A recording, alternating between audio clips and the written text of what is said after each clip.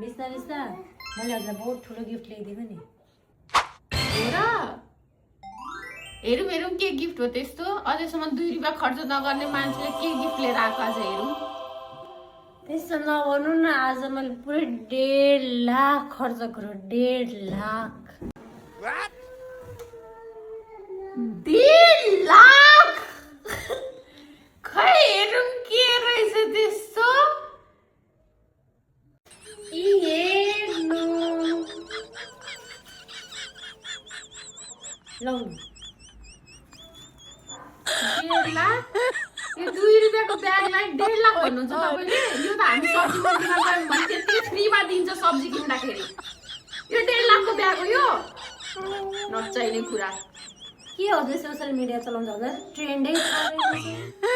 expectation त यस्तै थियो 2 रुपियाँको सामान ल्याउनुहुन्छ भनेर अब 1.5 लाख भन्नुभयो भने ठिकै छ